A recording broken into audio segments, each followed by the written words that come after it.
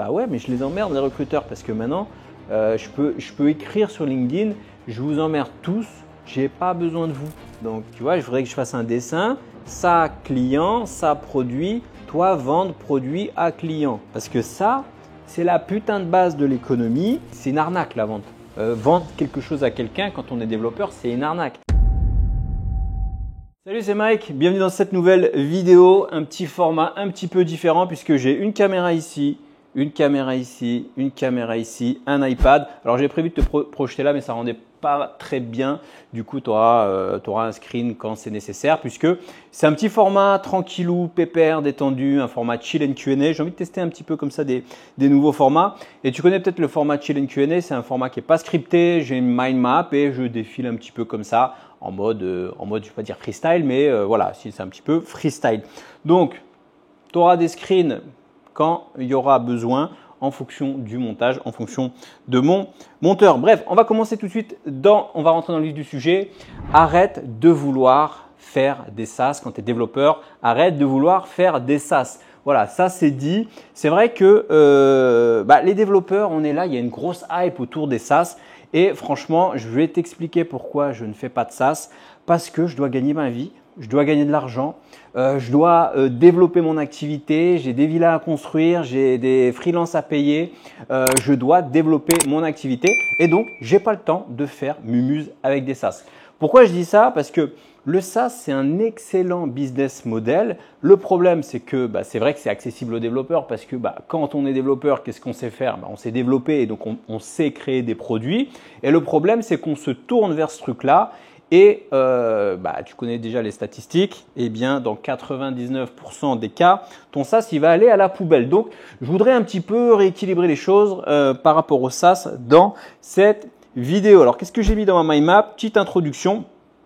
Moi, j'ai pas le temps de faire des SaaS. Pourquoi? Parce que tout simplement, j'ai de l'argent à gagner et on sait que les SaaS, c'est comme jouer au loto. Je veux dire, ça peut exploser et tu peux tout cartonner, mais les gagnants du loto, il y en a un tous les 36 du mois. Je vais te donner un petit peu, dans un deuxième temps, mon expérience personnelle avec les SaaS. Je pense que c'est quelque chose que tu aimerais connaître. J'ai commencé par un produit. Alors, tu vois, j'essaye de changer de caméra, tu vois, nouveau format. On va voir ce que ça donne, hein. Tu sais, moi, j'ai pas honte de tester des choses sur ma chaîne. On voit ce que ça donne par la suite et on améliore tranquillou. Donc, on va parler un petit peu de ça.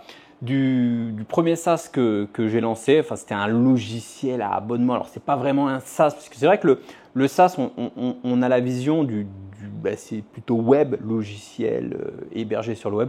À l'époque, c'était plutôt un client que tu installais qui te permettait de gérer des boutiques sous Joomla. J'ai un peu honte de parler de ça aujourd'hui, de Joomla.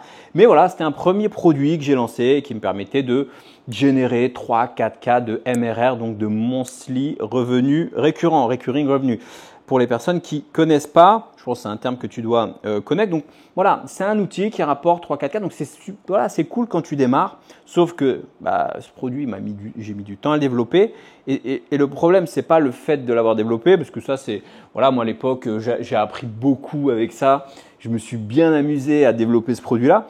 Le problème, c'est que j'étais dépendant des versions de Joomla à l'époque. C'est comme si aujourd'hui, tu étais dépendant des versions de WordPress. Quoique WordPress, c'est relativement stable comme produit. Et donc, du coup, tu es sans cesse obligé de mettre à jour le produit. Et j'ai arrêté au bout de… j'avais laissé tourner ça pendant 2 ans peut-être et j'avais laissé tomber. Donc, premier truc, sympa, mais en termes de maintenance, grosse galère. Il faut toujours courir. Et puis, quand tu as des bugs, etc., c'est un petit peu un bordel. J'ai testé l'autre approche. Alors là, c'était bootstrap, c'est-à-dire, j'ai pas besoin d'être financé, je fais ça moi-même en mode indie hacker et voilà quoi. Deuxième cas, je me suis dit là, on va rentrer dans le monde sérieux de la Startup Nation, on va faire un gros SaaS. Donc là, à l'époque, tu peux aller retrouver sur Internet, il y avait un outil qui s'appelait, qu'on avait développé, qui s'appelait une plateforme, une marketplace qui mettait en relation des touristes en fait et des personnes qui voulaient être hébergées, enfin faire des activités chez les habitants, etc. etc. Donc c'était à l'époque, c'était en 2017. Tu peux retrouver quelques vidéos sur le net, ça s'appelait Fixtrip. Et à l'époque, c'était la mode comme ça des SaaS marketplace où en gros, tu mettais en relation différentes différentes parties, etc., etc. Bref, grosse galère. Produit qui, là en plus, c'était vraiment l'idée, je ne sais pas ce que j'avais à cette époque-là, l'idée de faire un dossier de financement à la BPI, machin. Enfin, j'étais rentré dans le délire. Bien sûr que je ne te recommande pas du tout de faire ça.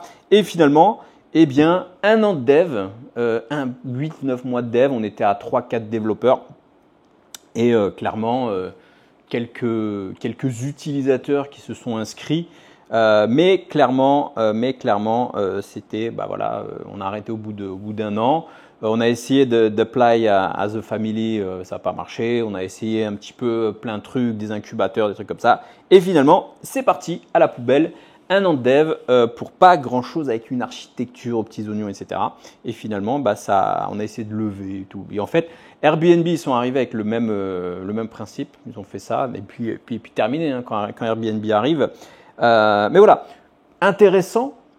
Super projet, mais encore une fois, ça ramène pas d'argent. Tu dépenses de l'argent. Par contre, le point positif, c'est à cette époque-là que j'avais décidé de ramener mon frère, j'en parle souvent, à travailler ici et 2 autres potes. On avait travaillé comme ça sur ce projet-là. Et en fait, à cette époque-là, c'est là où j'ai découvert en fait que, eh bien, tu pouvais mettre des gens sur un projet, des gens qui ne savent pas forcément coder, et tu leur apprends. Et puis, je me suis rendu compte que, eh bien, ces personnes ont réussi vraiment à apprendre le code. Donc du coup, j'ai arrêté ce truc-là. Et puis, en fait, c'est de là que m'est venue mon idée de chaîne YouTube, puisque je me suis dit, attends, j'ai formé mon frère, j'ai formé 2 potes, ils savent coder, ils ne sont pas développeurs.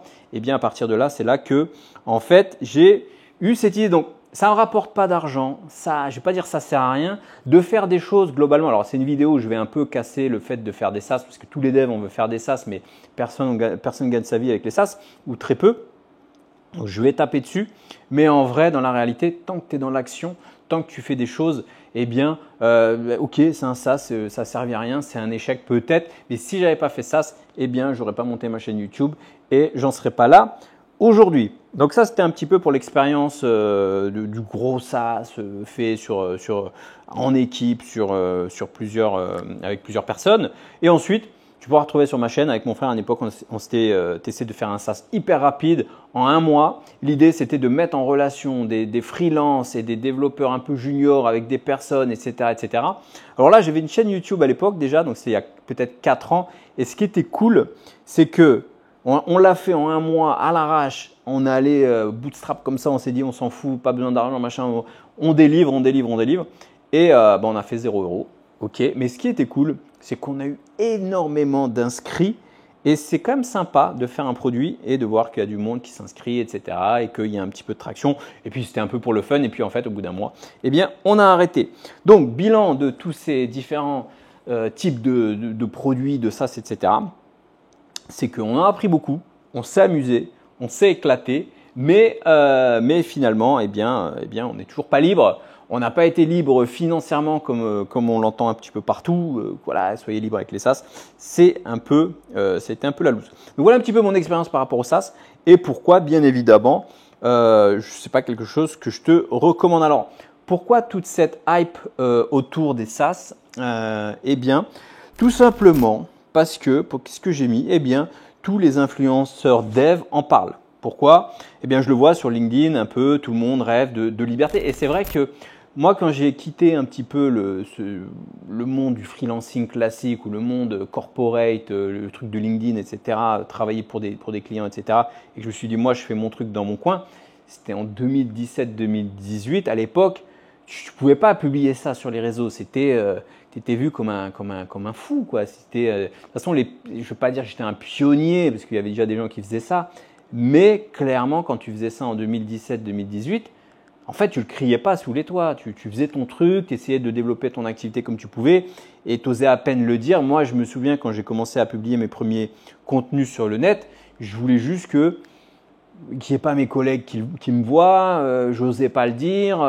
Je ne voulais pas en parler. C'était vraiment quelque chose, je n'osais pas publier ça sur LinkedIn. Alors que maintenant, aujourd'hui, avec ChatGPT, eh bien, tout le monde est devenu créateur de contenu maintenant sur LinkedIn. Ça y va, c'est tout à fait normal. Et on les voit, les posts inspirationnels à longueur de journée, etc., etc. Mais parce que maintenant, c'est devenu la norme. Mais à l'époque, C'était pas le cas. Et c'est vrai donc, pourquoi je parle de ça? Parce que, eh bien, en fait, les devs, on sent que les devs, ils ont… Alors moi, j'ai formé beaucoup de gens à vouloir entrer dans le monde du dev, mais ce que je sens de plus en plus en fait sur LinkedIn, c'est que il y a de plus en plus de devs qui ont un ras-le-bol en fait. Et c'est même pas un ras-le-bol du dev, c'est un ras-le-bol pas de l'entrepreneuriat, du salariat. C'est un ras-le-bol du monde de l'entreprise, c'est un ras-le-bol du métro boulot dodo, c'est un ras-le-bol de la rat race, c'est un ras-le-bol de tous ces trucs-là. Et forcément, eh bien, sur LinkedIn, eh bien, il y a plein de gens qui parlent de ces sujets-là. Et effectivement, on a envie de quitter la rat race. Et quand on est développeur, le premier truc peut-être qui nous vient à l'esprit, effectivement, c'est le SaaS, c'est à la mode, c'est tendance. En plus, nous, comme je te disais, on est des devs, on a des super pouvoirs et forcément, eh bien, c'est un peu le premier truc qu'on a envie de faire, c'est essayer de monter, de développer un logiciel, etc. Tu es développeur, tu sais faire quoi? Tu sais développer, donc tu as envie d'aller développer. En plus, maintenant, avec l'IA, eh bien, on a encore plus de facilité parce que avant encore, tu étais tout seul, tu développais ton logiciel. S'il y avait un scope que tu maîtrisais pas, eh bien, tu pouvais vraiment te sentir bloqué. Aujourd'hui, tu sais développer, il y a des trucs que tu ne sais pas, tu peux déléguer, tu peux demander à l'IA, tu peux demander à d'autres trucs. Donc, c'est quand même plutôt cool. Donc voilà, c'est plutôt sympa tout ça, mais je le répète, c'est le pire moyen de devenir libre. Tout simplement, la réalité, parler de la réalité maintenant, eh bien 99% en fait des SaaS échouent. Alors pourquoi 99% des SaaS échouent? 99% des SaaS finissent à la poubelle. Alors, est-ce que je dois répéter ce genre de truc? Quand je dis 99%, la dernière fois sur LinkedIn, je dis pourquoi beaucoup de développeurs sont à peine payés plus que le SMIC? J'ai monsieur Dupont, premier de la classe, école des mines, qui vient me voir et qui me dit « Ceci est une statistique erronée, pouvez-vous prouver par A plus B que machin ?» Non, alors, est-ce que je peux te prouver par A plus B que 99% des SaaS finissent à la poubelle? Non, c'est sûr. Mais c'est de manière empirique, ils sont où tous les devs là, millionnaires par rapport aux SaaS? On ne les voit pas. Je veux dire, ils sont où les gens qui, grâce au SaaS, même sans parler de gagner des millions, je veux dire, sont libres grâce au SaaS. Je veux dire, dans la communauté un peu dev en ligne, alors il y en a, il y a des gens qui ont réussi, il n'y a pas de souci, il doit y en avoir. Mais globalement, sur tous les développeurs qu'on est, les développeurs vraiment qui ont des SaaS qui fonctionnent et même les devs qui sont sur Internet, sur YouTube, etc. Je ne vais pas citer de nom parce que je ne cite jamais de nom de collègues, sauf si c'est une collab ou un truc comme ça. Mais voilà, tout le monde fait des SaaS, c'est la fête du SaaS, mais personne gagne sa vie avec les SaaS et en fait, ils sont où les millions là-dedans? On ne voit pas de millions avec les SaaS et pourtant… Eh bien, et quand je dis ils sont où vraiment les devs qui gagnent leur vie avec les SaaS, ce que je dis ici, je parle de vrai argent, pas d'argent de poche. Je veux dire, moi, ce que j'ai fait avant, faire 3-4K d'MRR, c'est sympa, c'est de l'argent de poche, quoi. Ça permet ça paye l'apéro, quoi. Enfin, je vais un peu clair, voilà, mais c'est pas une vraie liberté quand tu fais 3-4K avec ton SaaS. On parle pas de liberté, même si tu es freelance à 3-4K. On ne parle pas là de liberté, on parle d'un début de quelque chose. Bon, c'est mieux que rien, mais voilà. Donc pourquoi 99% des SaaS pour moi échouent? Parce que le SaaS, il faut bien comprendre ça, le SaaS c'est clairement la Champions League de l'entrepreneuriat. Je veux dire, le SaaS, monter un SaaS, c'est quelque chose… en fait, tous ceux qui réussissent sont avant tout des entrepreneurs, pas des devs. C'est une phrase que j'ai mise, je suis en train de la lire. Mais oui, parce qu'en fait, le business du SaaS, c'est un business, c'est la Champions League et souvent, ce sont des gens qui sont déjà entrepreneurs et qui ensuite ont une idée et décident de faire des SaaS. Donc souvent, malheureusement, ce n'est pas des devs. Alors tu vas me trouver une exception, oui, lui un tel, il est arrivé à gagner je ne sais pas quoi, etc. Mais malheureusement, eh bien, les devs, on ne sait pas faire des SaaS. On ne sait pas faire des SaaS. Et ce que j'ai mis ici, un SaaS, c'est différent réussir à faire un SaaS, c'est différent de réussir à mettre un SaaS en production.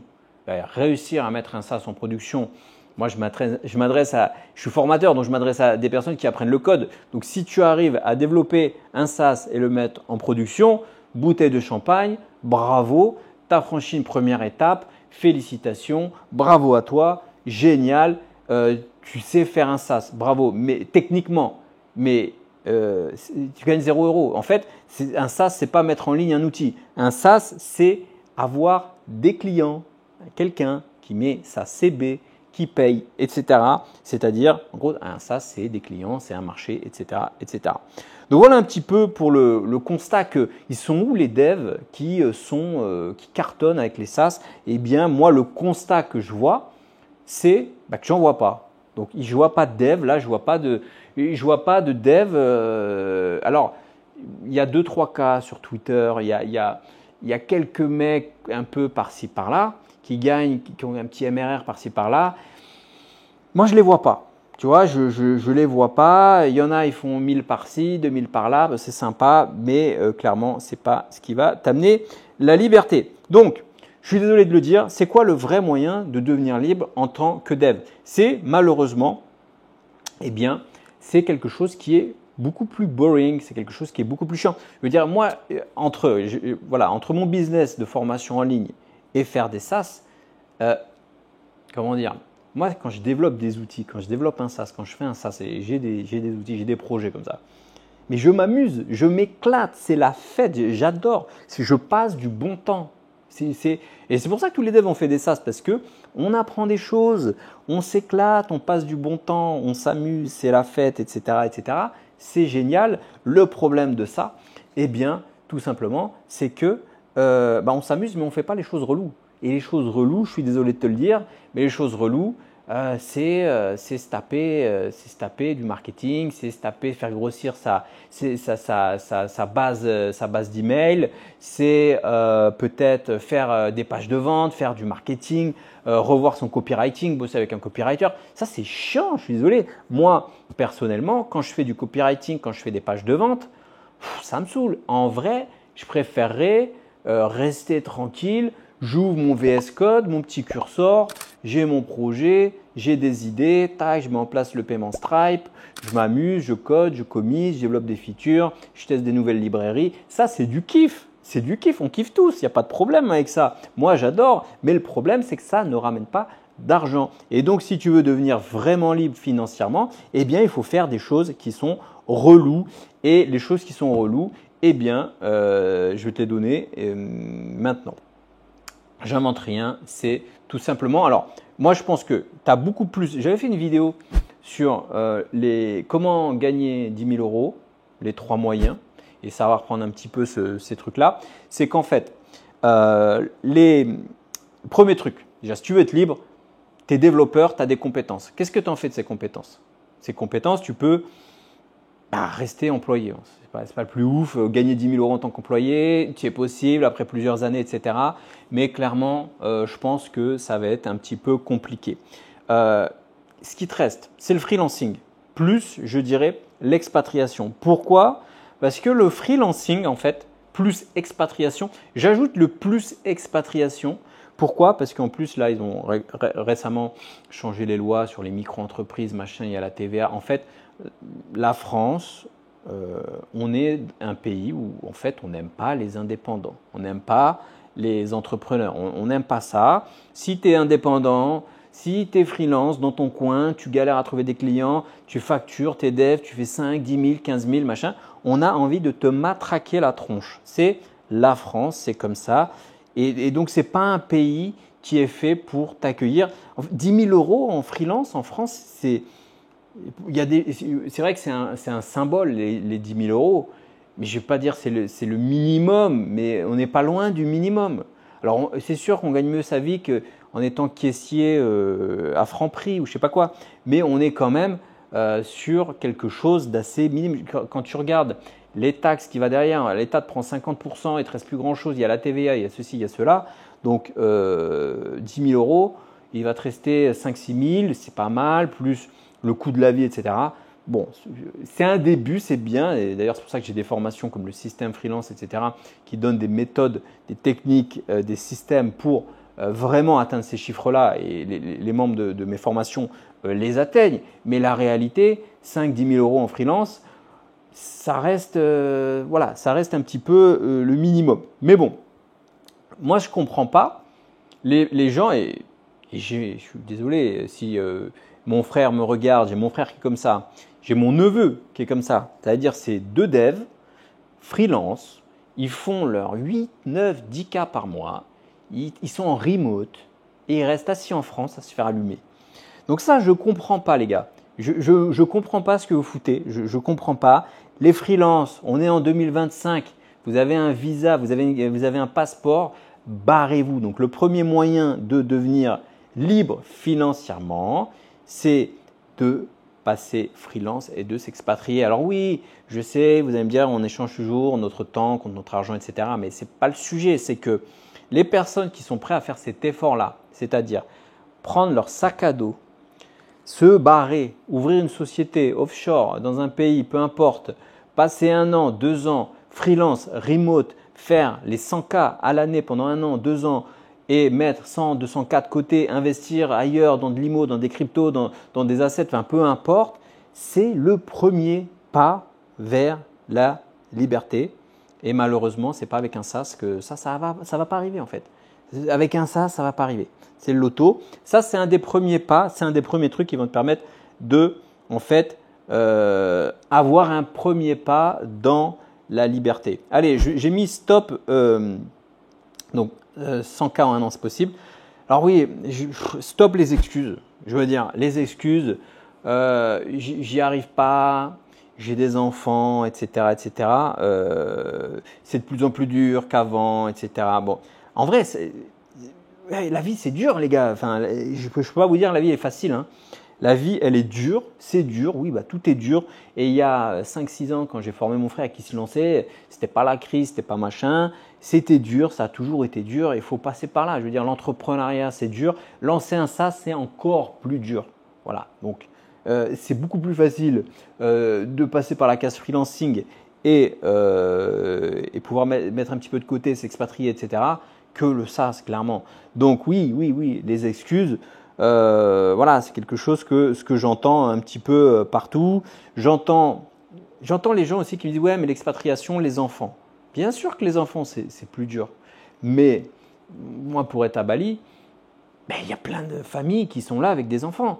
Le problème, ce n'est pas les enfants. Le problème, c'est que tu n'as pas d'argent, c'est que tu es pauvre, tu ne génères pas assez de revenus. Je suis désolé de te le dire. Si tu ne peux pas venir à Bali, si tu ne peux pas t'expatrier dans le pays de ton choix, parce que tes enfants, ce n'est pas la faute de tes enfants, c'est que tu n'as pas assez d'argent. Ben, ce n'est pas grave. Fais-en plus, trouve des business, trouve des idées, fais pas des SaaS qui vont rien te ramener, sois freelance, expatrie-toi, mais clairement, ce n'est pas la faute des enfants, c'est la faute à personne, c'est la faute que la vie c'est dur, c'est comme ça. Voilà. Donc ça, c'était pour le freelancing plus expatriation. Je ne comprends pas. Alors moi, je suis à Bali, je vois plein de devs freelance qui le font, qui s'expatrient offshore et qui font des 5, 600, 700 euros de TJM à Bali. J'en ai interviewé pas mal sur cette chaîne. Voilà, mais les gens qui se plaignent et qui se font allumer et qui ne prennent pas leur sac à dos, qui ne se barrent pas ailleurs, je ne sais pas de quoi ils ont peur.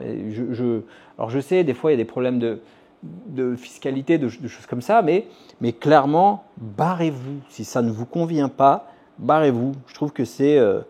voilà, il y a tu vas à Dubaï, tu regardes, ils ont investi je ne sais pas combien pour les créateurs de contenu, pour les personnes qui veulent se lancer, pour les indépendants, on les accueille. Ils ont créé des endroits pour qu'ils puissent créer, etc. En France, on veut te matraquer. Voilà, bref. Deuxième étape, ce que tu peux faire, tu vois, c'est développeur. Ce que tu peux faire, tu peux monter une agence. Alors, il y a beaucoup de devs aussi qui montent une agence. Je trouve que c'est un modèle qui est plutôt viable. Voilà, tu vas monter une agence, tu vas essayer de trouver des projets, etc.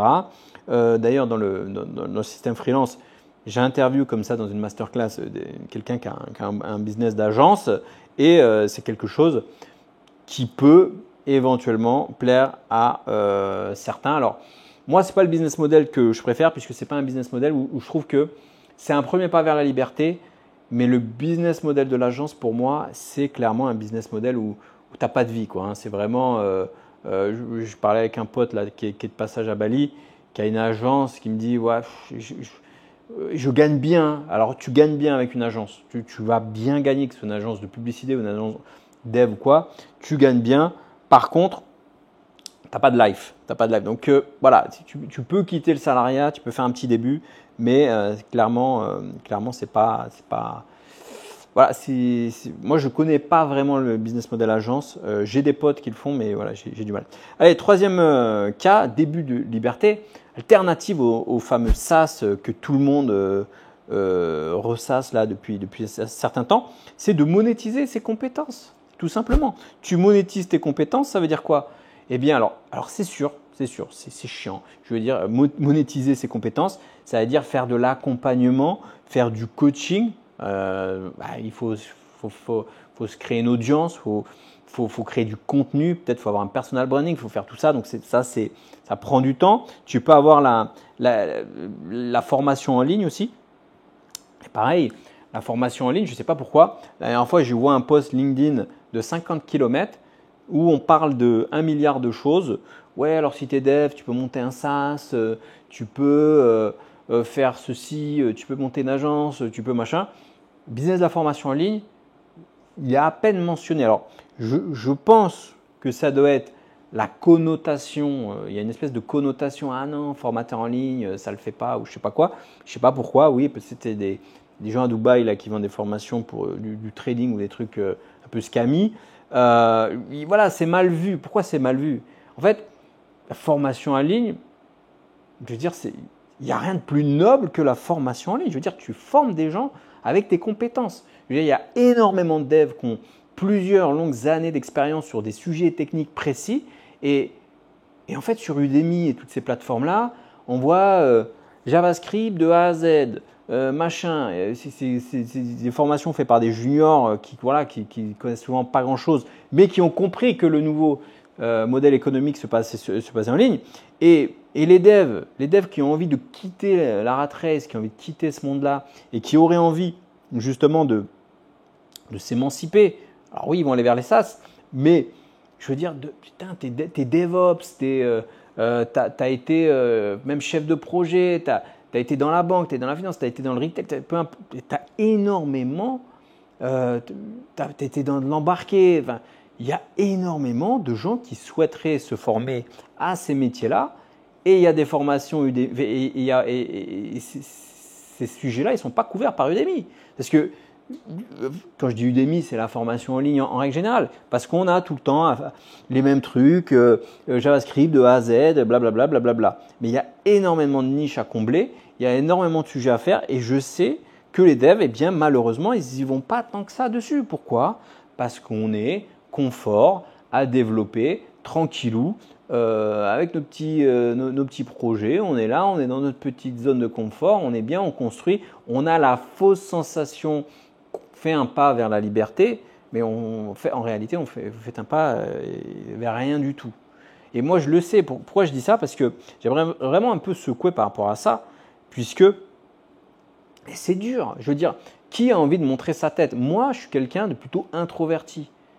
Les gens qui me connaissent, qui peut-être m'ont vu dans des boîtes avant dans le monde professionnel, je ne suis pas une grande gueule, je ne suis pas quelqu'un le plus expressif, je suis plutôt introverti, je laisse parler les gens, je ne me mets pas en avant, j'écoute beaucoup, j'interviens quand il faut intervenir, mais voilà. Et pourtant, eh bien, quand tu fais un business comme ça, effectivement, il faut… Et oui, c'est pas facile de montrer sa tête sur Internet. C'est pas facile de sortir, de parler dans une caméra. Il y a tous les haters là qui vont être dans les commentaires, qui vont te cracher dessus. Et si en plus tu fais du contenu un petit peu qui sort, où tu prends des risques, où tu fais pas du copier-coller de contenu américain. Moi, je vois les nouveaux qui arrivent, les nouveaux devs qui arrivent là, qui se lancent. Bravo de le faire. Et arrêtez de copier les contenus. Copier-coller, c'est limite Google Translate, inventer un petit peu. Et donc, moi, c'est ce que je fais. Et forcément, tu prends un peu de risque, tu affiches ta tête. Alors moi, maintenant, je m'en fous parce que je suis sorti de ce truc, je suis indépendant. Pour le coup, je suis vraiment libre financièrement. Et la dernière fois, il y a un mec qui me met sur LinkedIn ça va pas, tu sais qu'il y a des recruteurs, ils vont voir ce que tu écris. Bah ouais, mais je les emmerde, les recruteurs, parce que maintenant, je peux écrire sur LinkedIn, je vous emmerde tous. J'ai pas besoin de vous. j'ai créé ma propre liberté. Et pour avoir créé cette liberté, eh bien j'ai dû sortir de mon VS Code. Allez, hop, éteindre mon ordinateur, allumer une caméra et créer du contenu, donner mon point de vue, prendre des risques de me faire allumer sur Internet, par exemple. Il faut prendre des risques et en plus, quand tu mets ta tête sur Internet, en plus, c'est du contenu asymétrique. Ça veut dire que, il y a une asymétrie. Ça veut dire que toi, tu prends tous les risques, tu montes ta tête, tu donnes un avis et derrière, tu as des haters qui sont sous pseudonyme et qui te crachent à la gueule. Donc, il faut faire ces choses-là, il faut avoir un personal branding, il faut oser créer des formations. Tes premières formations vont être peut-être pourries, il va falloir prendre du temps et faire une formation, je suis désolé de le dire, mais c'est une souffrance.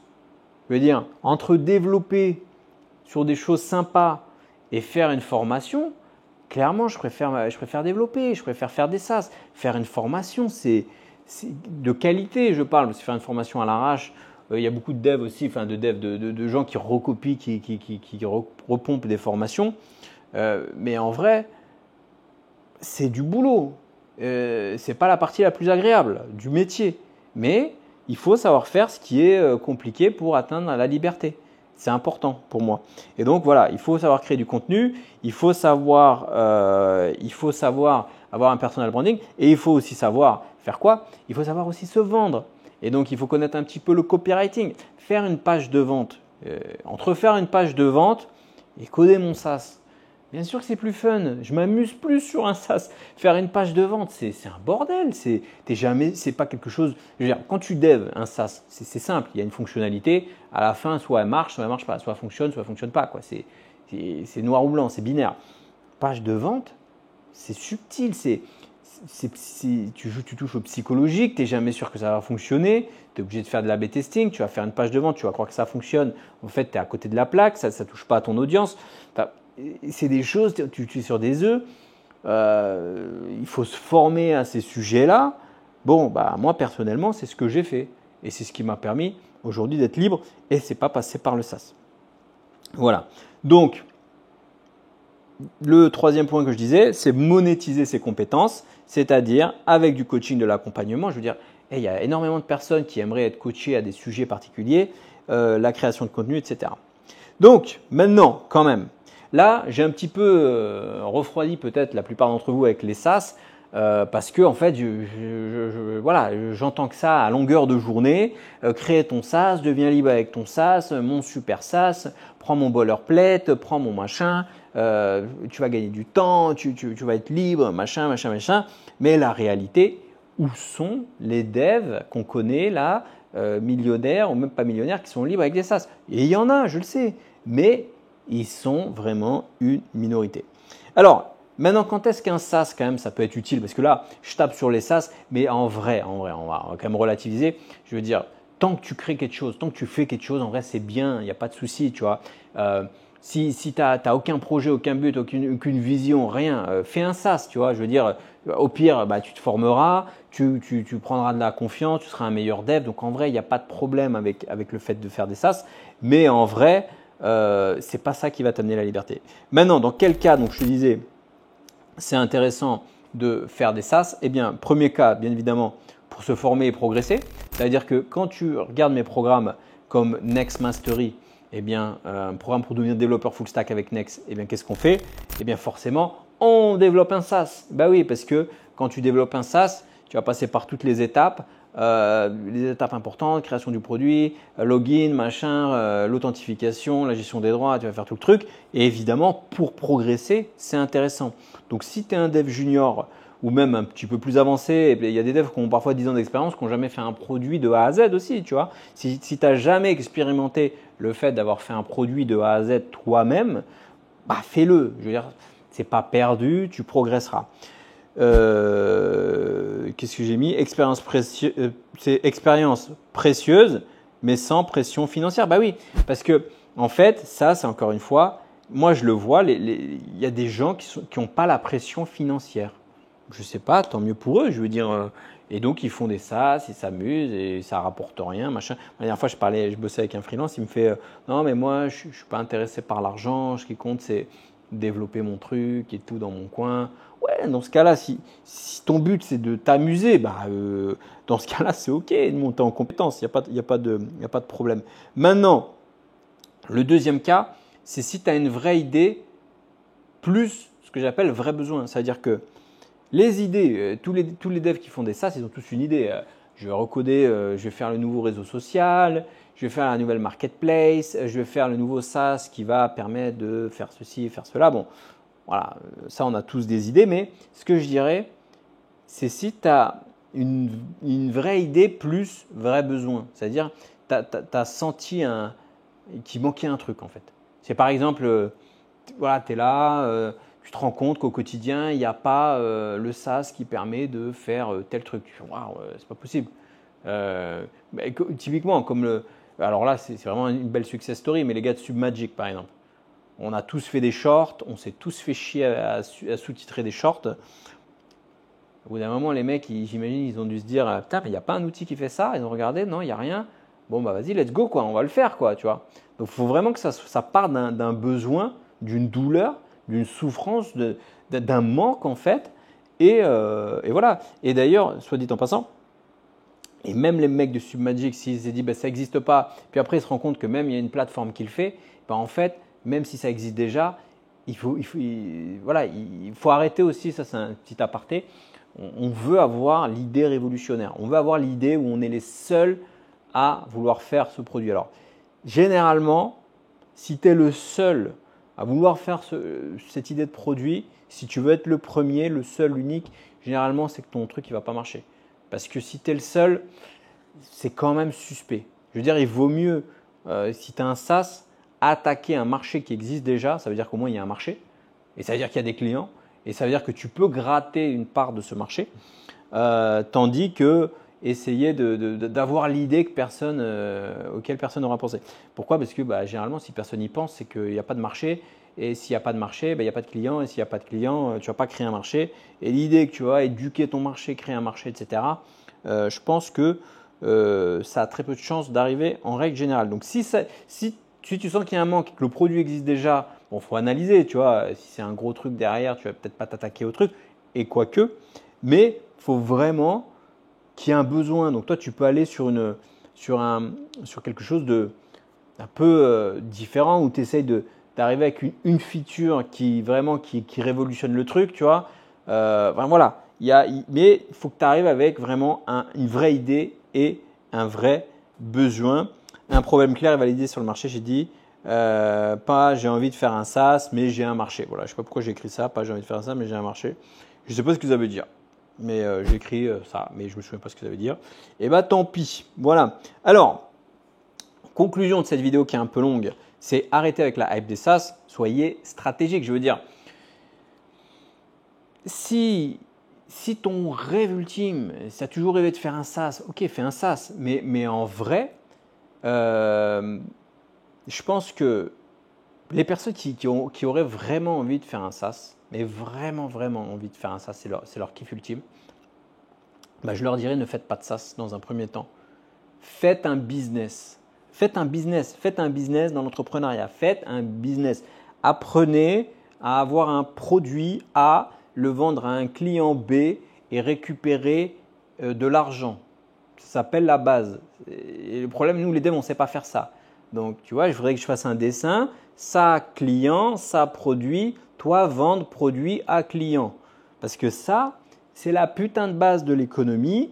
Et tant que tu peux t'imaginer ton produit dans ta tête, tant que tu n'as pas expérimenté ça, ça ne sert à rien. Je veux dire, c'est pas la vente de formation en ligne. Les gens disent ouais, non, mais c'est un peu scammy, c'est trop facile. Il faut quand même réussir à créer un produit, le présenter à quelqu'un, à une audience, à des prospects, à présenter ton produit, convaincre en termes marketing que c'est le produit qu'il leur faut, c'est le produit qui va résoudre leurs problèmes et le vendre. Il faut qu'il y ait une personne qui mette sa CB et qui décide de passer à l'achat, de passer à l'action et de dépenser 4, 500, 600, 700. Moi, j'ai vendu des programmes à plus de 2000 euros et c'est pas facile. Et ça, l'avoir fait, c'est une base. Ça veut dire que si vraiment tu souhaites faire des SaaS, je t'invite à avoir un premier business de limonade, de je sais pas quoi, va vendre des beignets à la plage. Nous les devs, on n'a jamais rien vendu de notre vie, on ne sait pas ce que c'est vendre, on a peur et la vente c'est une arnaque la vente. Vendre quelque chose à quelqu'un quand on est développeur, c'est une arnaque. Je veux dire, un développeur qui ose vendre un logiciel, c'est une arnaque. J'ai vu un mec l'autre fois qui vendait un boilerplate et pourtant ce n'est pas un mec que j'apprécie beaucoup sur le net, qui vendait un boilerplate, tout le monde lui est tombé dessus. Il vend un boilerplate, il a le droit de vendre, il a le droit d'avoir des clients, il n'y a pas de souci, quoi, tu vois. Et je le défends un peu, en fait, le pauvre. C'est la base, c'est l'économie. Si tu ne veux pas le produit, si tu ne kiffes pas, tu n'écoutes pas, tu n'achètes pas, et puis c'est tout, comme dirait le philosophe, le célèbre philosophe. Bref, voilà un petit peu. Donc voilà, le SaaS ne va pas te rendre libre malheureusement, je suis désolé de te le dire, il y a très peu de chances que ça arrive. Le freelancing et les compétences payent bien mieux. Et le SaaS, le business de SaaS, je crois un jour je vais faire une interview avec un mec, un gros SaaS que je connais ici à Bali, qui pas dev et qui fait un vrai SaaS parce que c'est un entrepreneur. Et je pense que le SaaS, c'est avant tout pour les entrepreneurs. Alors tu peux être un développeur entrepreneur, passe par la case entrepreneur et ensuite, eh bien, forme-toi à la vente. Forme-toi au marketing, regarde ce que c'est une page de vente, regarde ce que c'est une promesse, regarde tous ces trucs-là et ensuite passe à l'action. Bon, voilà un petit peu pour cette vidéo. Je ne voulais pas, les gars, les devs, je suis désolé, je ne voulais pas vous refroidir. Si vous avez des idées, amusez-vous. Tant que vous êtes dans l'action, vous êtes dans l'action. Mais voilà, je voulais un petit peu rééquilibrer les choses par rapport au SaaS. Les SaaS, là, les contenus, les chaînes qui parlent tout le temps de SaaS, le truc, le machin, c'est très bien. Mais partagez-moi en commentaire qui est là dans l'écosystème YouTube, dans le YouTube game là, qui a des SaaS vraiment qui a fonctionné. Je parle des devs. Et j'en vois des devs et ils ont tous marqué. J'ai construit 6 SaaS en 1 an, 18 SaaS en 6 mois. Je fais un SaaS par jour, un SaaS par mois. À part des mecs comme Peter Level ou je ne vais pas citer d'autres aussi voilà, mais des gens ils font des SaaS mais ils ne font pas d'argent donc c'est pas intéressant. Mettez-moi en commentaire des développeurs qui font des SaaS et qui gagnent de l'argent avec les SaaS, pas juste qui ont publié des SaaS. Voilà, sur ce, je te remercie d'avoir suivi cette vidéo qui était un petit peu longue, dans un format un petit peu différent. J'espère que tu auras apprécié un petit peu ce format un petit peu décontracté, freestyle. J'aime bien tester de nouvelles choses. Allez, n'hésite pas à t'abonner à la chaîne, activer la petite cloche de notification, mettre en dessous des commentaires et me dire un petit peu ce que tu penses de tout ça. Allez, sur ce, je te laisse. Ciao, ciao.